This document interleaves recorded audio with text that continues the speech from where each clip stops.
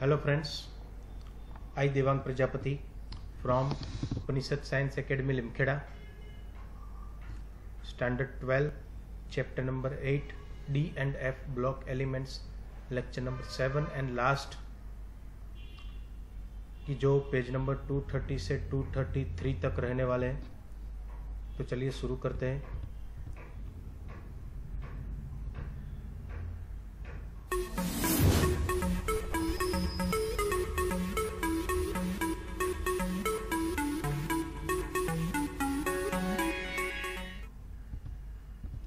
Video को start करें उससे पहले बच्चों देख लेते हैं कि लास्ट सेशन में हमने क्या देखा था। ठीक है, वही चीज़ आज भी देखने वाले हैं हम। ठीक है, पर कुछ और कंपाउंड्स के लिए। तो ये जो था पूरा स्टडी वो हमारा लैंथेनॉइड्स के लिए था, उनका electronic configuration, atomic and ionic size, oxidation states and the general characteristics. अभी आज के सेशन में क्या देखने वाले वो देख लेते हैं। यही चीज़ है बच्चों, पर वो सभी चीज़ किसके लिए हमें पढ़नी है? एक्टिनॉइड्स के बारे में। ठीक है, एक नया है, दोनों का कंपैरिजन देखना है और लास्ट में उनके कुछ एप्लीकेशंस हमें देखने हैं। ठीक है, तो चलिए शुरू करते हैं आज का सेशन। तो सबसे पहले एक्टिनॉइड्स के बारे में बात करें हम। Actinoids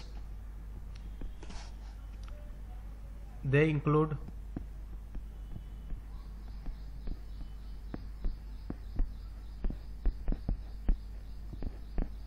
the 14 elements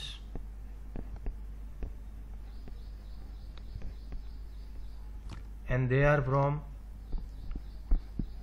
thorium, that is from 90 atomic number, till lawrencium and the atomic number is 103.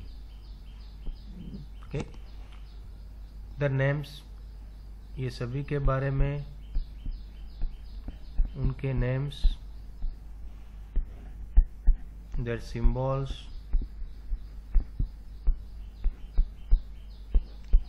उनकी electronic configuration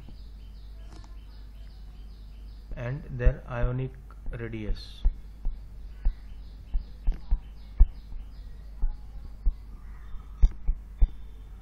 All these things they have given in form of table. The number of table is 8.10. तो बच्चों अभी हम वो table करने वाले हैं। ठीक है, तो चलिए देखते हैं टेबल। तो 89 एक्टिनियम है, वहाँ से शुरू करके 103 तक जाना है हमें। ठीक है, और उसमें देखते हो उनके नेम्स, देयर सिंबल्स, उनके इलेक्ट्रॉनिक कन्फिग्रेशन नॉर्मली +3 फॉर्मेट में, और लास्ट में उनके आयन रेडाई दी आई। ठीक है, M+3 और M+4 के फॉर्मेट में। सभी की नहीं है, जितनी है ठीक है वो हमें इंक्रीजिंग और डिक्रीजिंग ऑर्डर में हमें याद रखनी है। ठीक है, बाकी सब पूरा टेबल हमें याद रखना है। ठीक है, so the actinoids they are radioactive materials majority.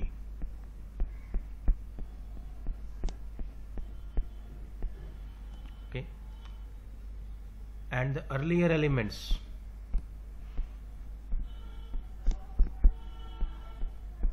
they are having relatively long half lives के बारे में शायद आप फिजिक्स में पढ़े हो, जिसको हम टो 1/2 बोलते हैं। ठीक है, तो हाफ लाइफ्स जो शुरुआत के मेंबर्स है उनकी थोड़ी ज़्यादा है। उसके बाद लेटर वंस में उनकी जो हाफ लाइफ रहती है, उनकी रेंज है कि जो डे से स्टार्ट होके 3 मिनट्स तक रहती है। उसका एक एग्जांपल दे देता हूँ आपको। Lawrencium Lr, atomic number is 103। The later members could be prepared only in the nanogram quantities, ये उनका प्रॉब्लम है। बाद के जो सब मेंबर हैं ठीक है वो नैनोग्राम में प्रिपेयर होते हैं।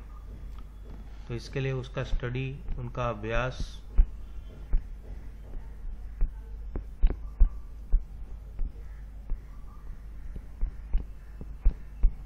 ज़्यादा नहीं कर पाते। ठीक है, सिंपल रीज़न है कि वो उसका जो अमाउंट है वो नैनोग्राम यानी बहुत ट्रेस हुआ, वेरी ट्रेस क्वांटिटी, तो उनका स्टडी हम ज़्यादा नहीं कर पाते। ठीक है,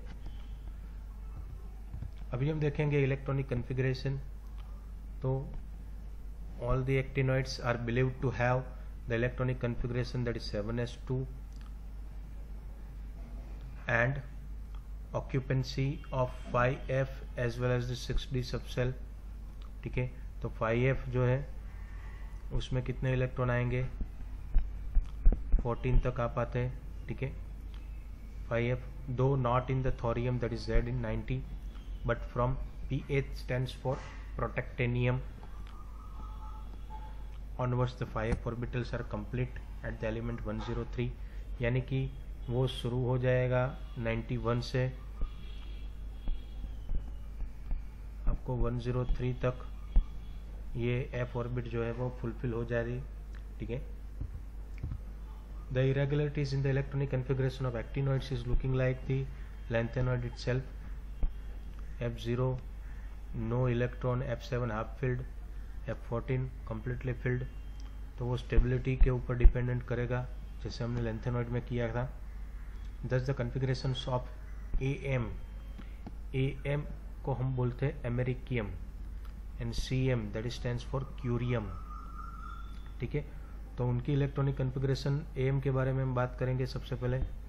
तो रेडॉन तो आने वाला है दोनों में कॉमन। ठीक है, AM का क्या होगा, तो AM का जो इलेक्ट्रॉनिक कन्फिग्रेशन है 5f is having 7 electrons and 7s2s is having 2, तो ये हाफ फिल हुआ बाय 7s। ऐसे CM के बारे में हम बात करें तो CM में रेडॉन तो आने ही वाला है, तो यहाँ पे लिख नहीं रहा हूँ और समझ जाना है हमें। 5f में 7 आएंगे,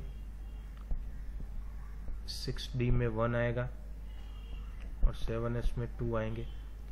ठीक है, although the 5f orbitals resemble the 4f orbitals in their angular part of the wave function, के wave function के ऊपर डिपेंडेंट रहेगा, they are not as buried as a 4f orbitals। 4f अंदर रहेगी, 5f बाहर रहेगी। ठीक है, तो ये थोड़ा डिफरेंस रहने वाला है। can participate in the bonding to a far greater extent। 4f orbitals and hence 5f electrons can participate in the bonding to far greater extent, क्योंकि वो बाहर रहेंगे। ठीक है, बहुत सिंपल फंडा है, 4f नज़दीक रहने वाली है। फिर हम बात करेंगे आयनिक साइज। तो आयनिक साइज के बारे में बात करते हैं। The general trend in the lanthanoids is observable in the actinoid as well, means कि जो ट्रेंड आपको लैंथेनॉइड्स में मिला है वही ट्रेंड आपको एक्टिनॉइड्स में मिलने वाला है। There is a gradual decrease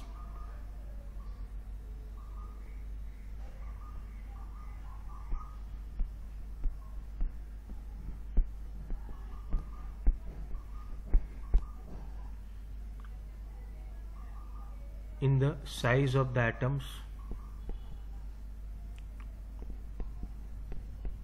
m+3 and across the series।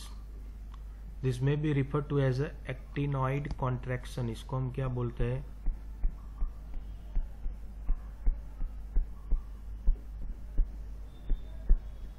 Actinoid contraction. इसी को हम बोलते हैं एक्टिनॉइड कॉन्ट्रैक्शन। जैसे कि लैंथेनॉइड कॉन्ट्रैक्शन भी हुआ था ऐसे ही। ठीक है, the contraction is however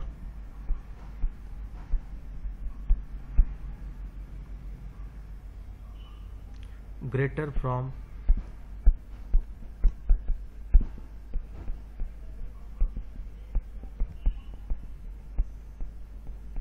element to element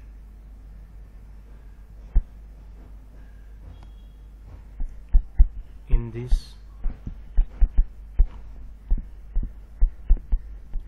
series which is resulting from poor shielding by 5f electrons. Okay, तो ये बात हो गई हमारी आयोनिक साइज के बारे में। ठीक है, आयोनिक साइज का एक सिंपल फंडा मैं आपको बोल देता हूँ। Greater from the element to the element in the जो लेंथ कॉन्ट्रैक्शन हो रहा है, एक्टिनोइड कॉन्ट्रैक्शन, ओके, वो जो है greater from the element to the element in the series which are result of because of what the poor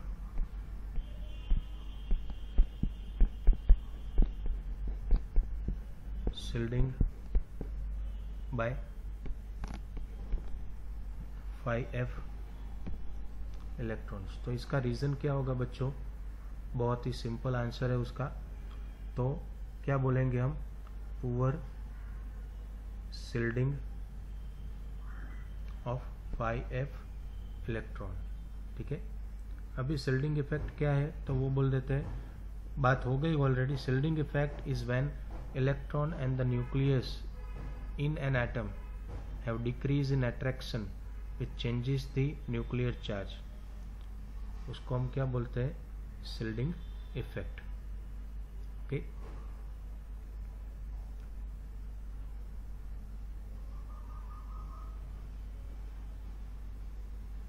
तो देखो एक एग्जाम्पल देता हूँ आपको।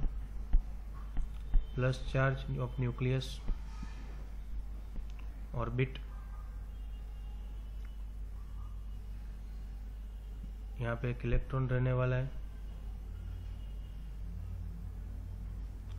दूसरा इलेक्ट्रॉन सपोज कि बाहर की ऑर्बिट में होगा। इस तरफ समझ लो कि एक इलेक्ट्रॉन यहाँ पे, दूसरा यहाँ पे, एक इलेक्ट्रॉन बीच में। Electrons between the electron of interest and nucleus cause shielding effect. अभी नज़दीक वाला है उसका शील्डिंग ज़्यादा होने वाला है, ये दूर वाले से बहुत सिंपल फंडा है। ठीक है, तो इसके अंदर आप देख सकते हो कि 5f जो है उसका n इज इक्वल टू 5 हो जाएगा, प्रिंसिपल क्वांटम नंबर। तो poor shielding by the 5f electrons हम इजीली बोल सकते हैं। ठीक है, then their oxidation states, there is a greater range of the oxidation states which is a part of attributed to the fact that 5f 6d and 7s levels of the comparable energies, और वो दिया है हमें table के form में। तो वो देखते हैं, एक्टिनियम और एक्टिनॉइड्स का दिया है। एक्टिनियम 3 है, थोरियम, प्रोटेक्टिनियम। देखो आप यहाँ पे 4 3 4 5 बढ़ गए, 3 4 5 6 बढ़ गए, 3 4 5 6 7, 3 से 7 तक, 3 से 7 तक, 3 से 6 तक, 3 4 3 4, and then rest of others are having the 3 oxidation states. So they are having the multiple oxidation states, in short you can say it.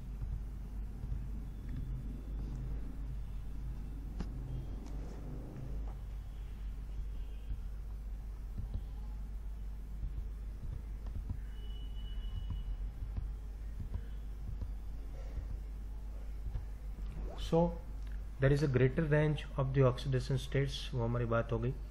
अभी एक्टिनॉइड्स के बारे में जो बात कर रहे हैं हम टेबल के ऊपर से, they show the general +3 oxidation states।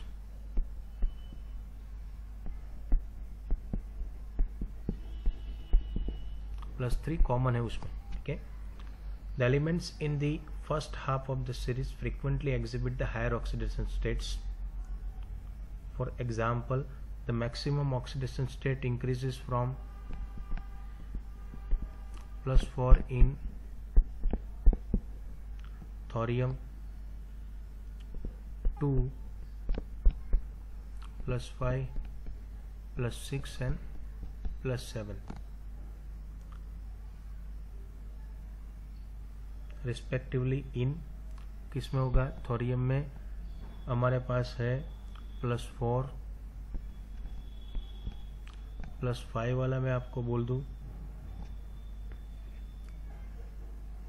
Pa protactinium, U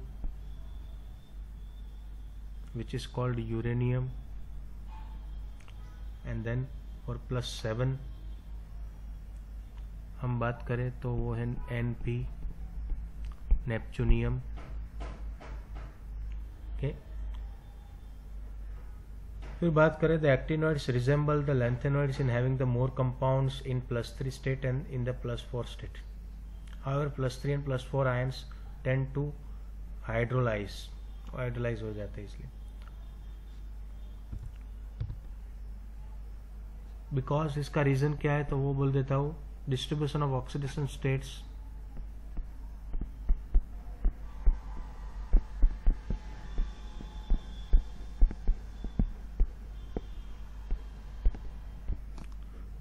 of the oxidation states among the actinoids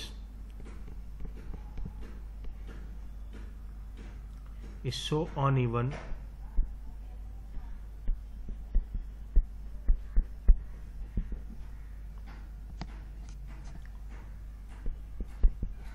and so it is different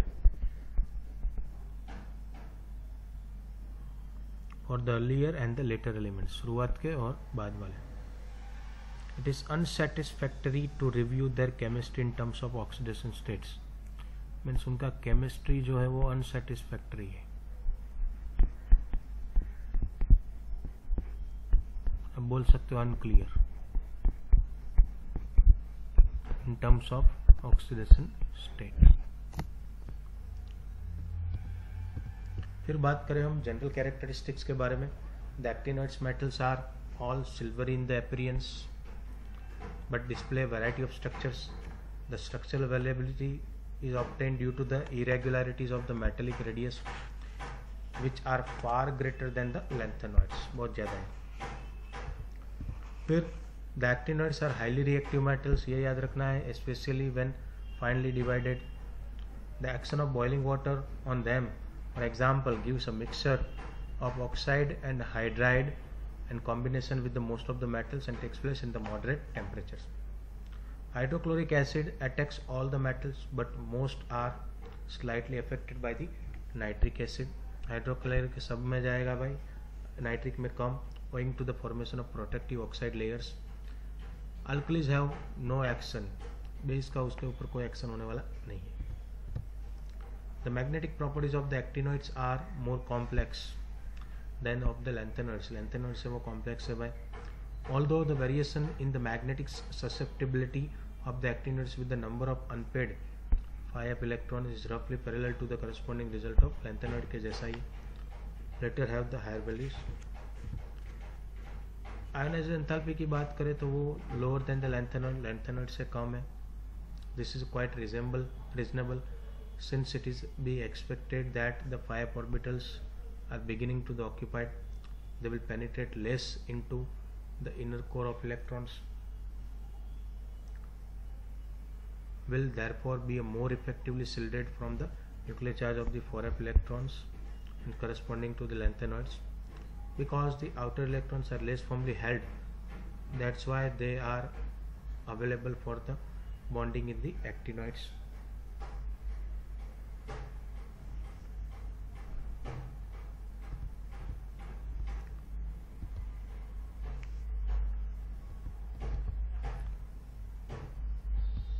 just a minute. So general characteristics में हमने आयोनाइजेशन एंथैल्पी के बारे में बात की, ठीक है। अभी हम बात करने वाले हैं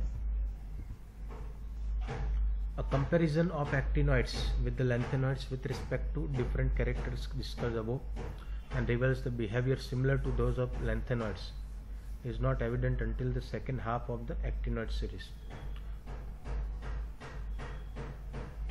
However, even the early actinoids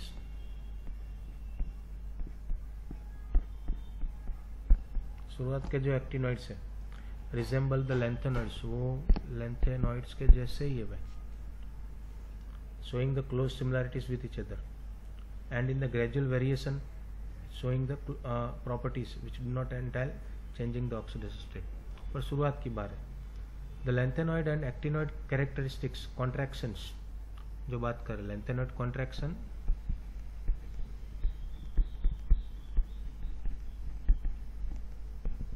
ऐसे एक्टिनॉइड कॉन्ट्रैक्शन है।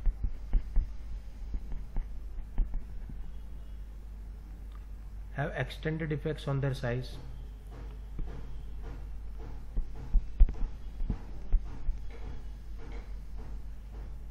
and therefore the properties of the elements succeeding them in their respective periods.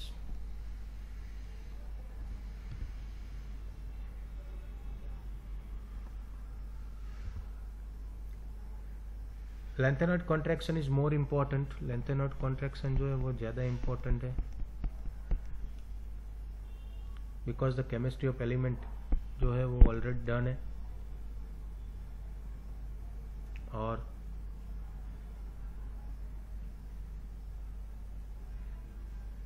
Actinoids जो है जिसका केमिस्ट्री हम जान नहीं पाए तो उतना ज़्यादा हमारे लिए इम्पोर्टेंट है नहीं, ठीक है, पर तो भी इसमें रिसर्च ऑनगोइंग है, ठीक है।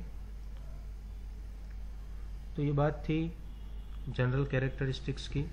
अभी हम बात करेंगे एप्लीकेशंस डी और एफ ब्लॉक के। तो आयरन, सबसे पहले iron and steels are most of the important construction materials. The production is based on the reduction of iron oxides, the removal of the impurities and the addition of carbon and the alloying metals such as chromium, manganese and nickel.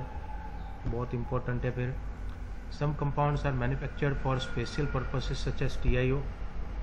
कहाँ पे इस्तेमाल होता है? Pigment industry, फिर MnO2 और the use in the dry battery cells, ये special purpose है। फिर the battery of industry also requires zinc and nickel cadmium. Elements of group 11 are still worthy of being called as an coinage metals, although the Ag and Au, silver and gold, are restricted to the collection of items, and the contemporary UK copper coins are copper coated still. The silver UK coins are copper nickel alloy. तो alloy में बहुत इस्तेमाल होते हैं भाई। Then many of the metals and और their compounds are essential catalyst in the chemical industry. कहाँ पे? जैसे कि V2O5 vanadium pentoxide catalyse the oxidation of SO2 in the manufacture of sulphuric acid contact process, याद हो तो बच्चों। Then TiCl4 with the A